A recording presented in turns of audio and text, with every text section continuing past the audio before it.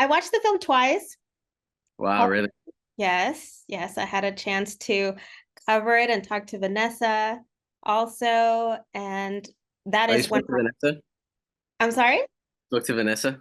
Yes, yes. And I mean, I have to ask you about your experience getting to work with her so closely. That's the best actress I've ever worked with. She's amazing. She's the underground queen, and I've been telling this since last. I've been saying this for like a year already. She deserves more respect in the industry and more opportunities. I think she's a phenomenal actress and very professional. So I'm really happy to see her blowing up right now, and I hope to see her blow up even more. So she's a great actress and a great person. More than that. Now, what was your experience working in these confined spaces? From what I watched in the film, it seems like they are very confined, and just mentally getting into that state. And then at the end of the day, shake it off.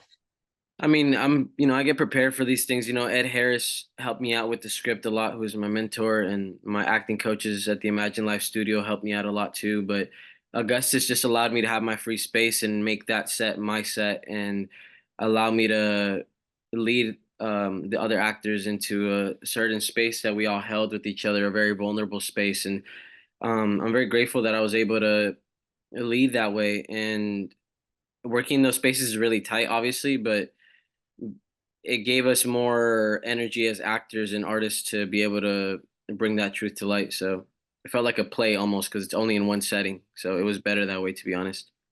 So, going back to the whole storyline, what was it about the storyline? What was it about the script that intrigued you? Honestly, just I know as Latinos we get a lot of immigration stories, but this one was just very different. That's just like the first layer of it all. The movie's universal, Obviously it's suspenseful and the thriller, but it's more so a drama between a mom and a son and the ambition and that the mom wants for the kid, and also trying to question the audience's social impacts that they would have if something happened to them, or they like to spread awareness about a lot of things, and if the moment came to pass, would you actually help out these people? Did you, by any chance, while reading the script, imagined a different ending? No, but in the beginning it was more so me and Augie had a bunch of meetings beforehand, and it was more horror based in the beginning, and when I read it it felt more like a drama to me, and we kind of like met in the middle about the topic, and it ended up becoming something else later on. It's like two kinds of films in the beginning. In the beginning, it's suspenseful, and then later on, it's drama, and it works, So it ended up being something very special, and it is a horror film in a way because it does happen in real life. It's not the typical horror scary movie, but it's a very real topic in the world with a lot of undocumented people that suffer a lot, especially undocumented workers that don't get the same opportunities as other people. So, It's definitely a very human horror film. hmm which is the scariest ones. It is scary. And I think most of us can relate with your character. Most of us are lucky to still have our parents. And yes, we grow up with our parents wanting to protect us. But at the end, as we're growing and maturing, and we see it at that transition in your character, that Nico wants to protect his mother, Yeah, taking the initiative of that. yeah, that is something I really related with Nico because I was brought that way too. Over time as a man, you kind of have to start learning that your mind has to be stronger than your feelings. And my dad always taught me that. And I always see my parents work hard every day. I started acting so I can buy my parents a house, and um, I seen them suffer a lot. And in this film, you see a kid who wants the same thing for his mom, and unfortunately, life circumstances threw something else on him. But he's not gonna, you know, break down and quit. He's gonna stand up and fight against that issue, even if he has to do it a different way than other people. And can we talk a little bit about the scenes and the dining table with the entire cast? That itself felt like a play.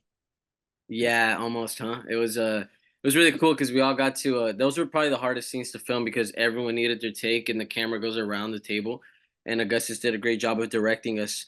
But we were all so in tune with each other already. We were just hanging out and chopping it up and hearing stories from Noah Wiley and Miranda Otto and giving the table advice on their careers. it was a really nice time to enjoy. If we were actually eating too, so it felt like a dinner, and it was late at night too, so we were enjoying dinner and acting as well. So it was very great to film those scenes, and they came out really nice. Did you really get to ride a motorcycle? I don't know. You gotta guess that up. But no, it was a stunt double. I wasn't able to do it. I didn't get to learn on time. But shout out to Mariano, who's a great actor as well, and he did that for me. Oh, I love that film. I actually got a little teary-eyed, that excitement, that feeling of freedom, of this weight being lifted. You know what's crazy though? But they're not free. Like they have the bike and they get to. I don't want to spoil anything, but there's they're still gonna suffer, unfortunately. I can't say too much, but for you guys to watch, but they still suffer, unfortunately, and it's gonna be kind of crazy to see what happens after. So, you know, Well, the beauty of cinema is that as a viewer, we can create our own ending too at the end. yeah, they got through this first challenge, but there's more challenges that are gonna happen. So, with time, I'll let you guys guess that. Are there any projects you're preparing for coming up? I see a little awards over there. You like my Oscar? Yeah. Manifesting that for the future. But yes, in New York Latino Film Festival, we won Best Picture last year, and but yeah, there's a movie called Lone Rider coming out really soon, and another project with Joe Talbot from the director of Last Black Man in San Francisco, and there's many things coming soon as well. So yeah, very excited for the future.